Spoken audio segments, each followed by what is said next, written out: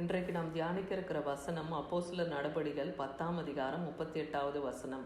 நஸ்ரேனாகிய இயேசுவை தேவன் பரிசுத்த ஆவியினாலும் வல்லமையினாலும் அபிஷேகம் பண்ணினார்.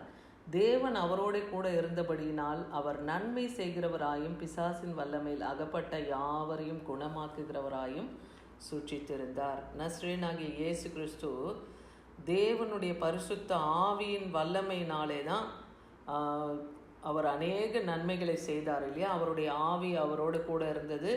அதே போல் தேவனுடைய கரம் ஆண்டவராகிய இயேசு கிறிஸ்துவின் மேலே இருந்ததுனால தான் பிசாசின் வல்லமையில் அகப்பட்டவங்களை அவர் என்ன பண்ணார், குணமாக்கினார். அநேகரை அவர் சொஸ்தமாக்கினார்.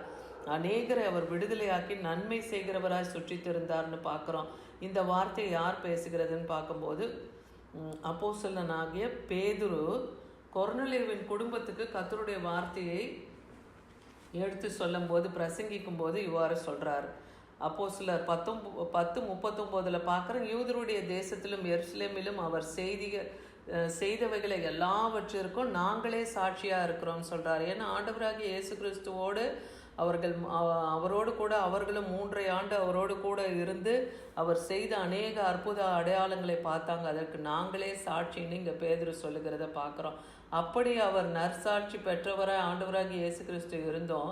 இந்த இஸ்ரவேல் யூத ஜனங்க என்ன பண்ணாங்க, அவரை மரத்திலே தூக்கி கொலை செய்து போட்டாங்கன்னு இந்த காரியத்தையும் இந்த கொர்நேலிய குடும்பத்துக்கு பேதுரு சொல்லுகிறத பார்க்குறோம். எதற்காக ஆண்டவராகிய இயேசு கிறிஸ்து பிதாவாகிய தேவன் அபிஷேகித்தார்னு பார்க்கும்போது ஊழியம் செய்வதற்காக அவரை அபிஷேகித்தார் இல்லையா. லூக்கா 4ஆம் அதிகாரம் 18வது வசனம் சொல்லுது, கர்த்தருடைய ஆவியானவர் என்மேல் இருக்கிறார், தரித்திரருக்கு சுவிசேஷத்தை பிரசங்கிக்கும்படி என்னை அபிஷேகம் பண்ணினார். அப்போ எதுக்காக ஃபஸ்ட்டு அபிஷேகம் பண்ணுறாரு? தரித்திரர்களுக்கு சுவிசேஷத்தை அறிவிக்கணும். தேவனை அறியாத ஜனங்கள் இன்னும் தரித்திரத்திலேயே இருக்குங்க. என்ன நம் தேவன் ஐஸ்வர்ய சம்பனராக இருக்கிறார் இல்லையா. கிறிஸ்து இயேசுவுக்குள்ளாக சகல ஐஸ்வர்யமும் அவருக்குள்ளே இருக்கு.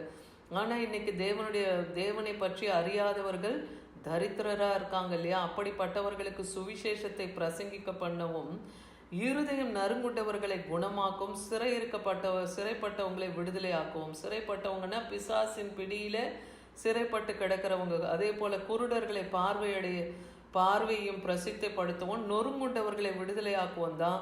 கர்த்தருடைய அனுக்கிரக வருஷத்தை பிரசித்திப்படுத்துவோம் தான் ஆண்டவராகிய இயேசு கிறிஸ்துக்கு அபிஷேகம் கொடுக்கப்பட்டது இல்லையா. பிதாவாகிய தேவன் அந்த அபிஷேகத்தை கொடுத்து பரிசுத்த ஆவியின் வல்லமையினாலே அவரை பூர்ணப்படுத்தியிருந்தார்.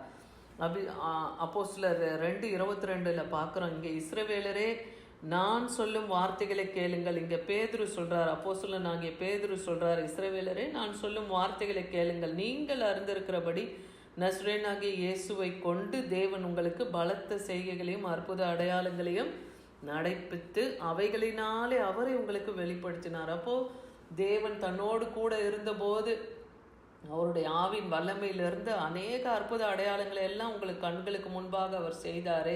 நீங்கள் ஏன் அவரை விசுவாசிக்கலை? அவரையே நீங்கள் என்ன பண்ணீங்க, கொலை செய்ய ஒப்பு கொடுத்தீங்களே நீங்கள் பேதுரு சொல்லுகிறத பார்க்குறோம்.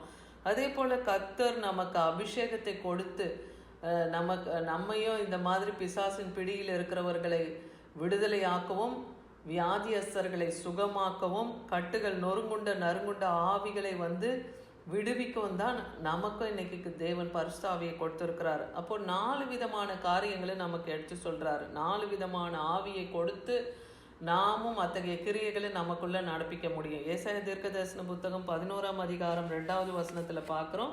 அது என்னென்ன ஆவிகள்னா, ஞானத்தையும் உணர்வையும் அருளும் ஆவி, ஆலோசனையும் பலனும் அருளும் ஆவி. அப்போது தேவன் ஞானமும் உணர்வும் இருந்தால் தான் பிசாசை துரத்த முடியும். அதே போல் தேவனுடைய ஆலோசனையும் பலனும் இருந்தால் தான் அந்த காரியத்தை நம்மளால் செய்ய முடியும்.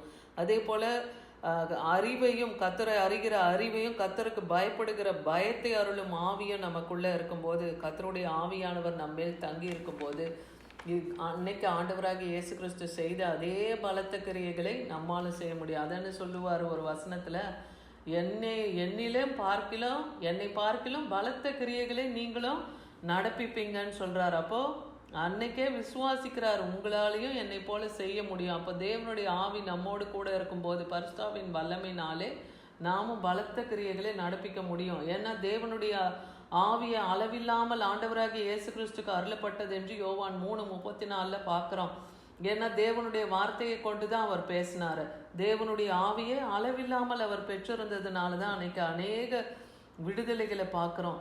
தேவ சமாதானத்தினாலே அநேகரை பூர்ணப்படுத்தினார், மரித்தோரை உயிரோடு எழுப்பினார், குருடர், செவிடர், ஊமையானவர்கள், குஷ்டரோகிகளை எல்லாரையும் அவர் சுகமாக்கினார் பார்க்குறோம். அவருடைய அதிசயங்களை சொல்லி மாளாது, அது எழுத புத்தகம் கொள்ளாதுன்னு சொல்கிறார். அந்த அளவுக்கு அநேக அற்புத அடையாளங்களே ஆண்டவராக இயேசு கிறிஸ்து செய்திருக்கிறார். சங்கீதம் 45:7 பார்க்குறோம், நீர் நீதியை விரும்பி அக்கிரமத்தை வெறுக்கிறீர். ஆண்டவர் என்ன செய்வார்? அவர் நீதியை விரும்புகிற தேவன், அக்கிரமத்தை வெறுக்கிறவர். ஆதலால் தேவனே உம்முடைய தேவன், உமது தோழரை பார்க்கிலும் உம்மை ஆனந்த தைலத்தினாலே அபிஷேகம் பண்ணினார்.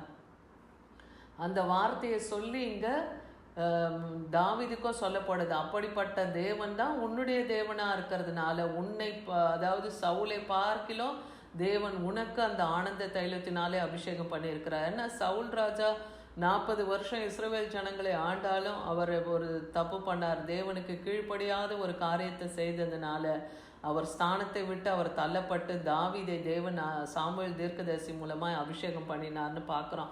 அப்போ உண்மையும் உத்தமமாக இருக்கிறவர்கள் மீது தேவனுடைய ஆவியும் அவருடைய கரமும் இருக்கும்போது அவர்கள் ஊழியத்தை செய்ய முடியும். அன்னைக்கு தாவீது 40 வருஷம் இஸ்ரவேல் யூத ஜனங்களை ஆண்டார். 7 வருஷம் யூதாவையும் 33 வருஷம் எருசலேத்தையும் அவர் அரசாண்டார்னு பார்க்குறோம். மத்தேயு 12:28 நான் தேவனுடைய ஆவியினாலே பிசாசுகளை துரத்துகிறபடினால் தேவனுடைய ராஜ்யம் உங்களிடத்திலே வந்திருக்கிறது என்று ஆண்டவராக இயேசு கிறிஸ்து தன் சீஷர்களோடு சொல்லுகிறத பார்க்குறோம். தேவனுடைய ஆவி என்னோடு இருந்து நான் எப்படி பிசாசுகளை துரத்தணுனோ இன்னைக்கு நானே உங்களோட கூட இருக்கிறதுனால உங்களிலும் அந்த நற்கிரியைகள் வெளிப்படும். நீங்கள் என்ன தேவன் உங்கள் சமீபத்தில் இருக்கிறார், அதாவது அவர் தான் இல்லையா, ஆண்டவராக இயேசு கிறிஸ்துக்குள்ள தேவன் இருக்கிறார். என்னை காண்கிறவன் பிதாவை காண்கிறான்னே சொல்லுகிறார். அப்போ அவரை பார்க்கறதுனால அவருடைய கிரியைகளை அவருடைய சீஷர்களும் செய்ய முடியும்னு சொல்கிறார். அதே போல் எதற்காக குமாரன் இந்த பூமியில வெளிப்பட்டார்னு பார்க்கும்போது 1 யோவான் 3:8 பாவம் செய்கிறவன் பிசாசினால் உண்டாயிருக்கிறான், ஏனெனில் பிசாசானவன் ஆதி முதலாகவே அவன் பாவம் செய்கிறவனா இருக்கான். அதனால பிசாசினுடைய கிரியைகள் அழிக்கும்படிக்கு தான் தேவகுமாரன் இந்த பூமியிலே வந்து பிறந்தார்னு பார்க்குறோம். அப்போ இந்த பிசாசானவனை அழிக்க, ஏன்னா அவர் ஆண்டவராகிய இயேசு கிறிஸ்து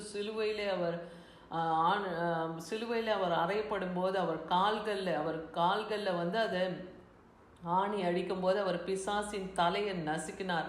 அந்த பிசாசானவனை சிலுவையிலே அவர் வெளியரங்க கோலமாக்கி அவனை வெற்றி சிறந்தார், மரணத்தை ஜெயித்தார் இல்லையா. இன்னைக்கும் நாம் நித்திய ஜீவனில் இருக்கிறோம். இந்த உலகத்தில் நாம் மரித்தாலும் நித்திய ஜீவனில் என்றென்றும் காணப்படுவோம் என்கிற நிச்சயத்தை நமக்கு அவர் தந்திருக்கிறார். ஏன்னா ஆண்டவராக இயேசு கிறிஸ்துவை விசுவாசிக்கிறவன் எவனோ அவன் கெட்டு போகாமல் நித்திய ஜீவனை அடைவான் என்றே சொல்லப்படுது இல்லையா வேதவசனம். 1 பேதுரு 5:8 பார்க்குறோம். அதனால நம்ம தெளிந்த புத்தி உள்ளவர்களாக இருந்து விழித்திருந்து எதிராளியான பிசாசுவன் கர்ஜிக்கிற சிங்கம் போல யாரை விழுங்கலாமோ என்று அவன் காத்து கொண்டிருக்கான் இல்லையா.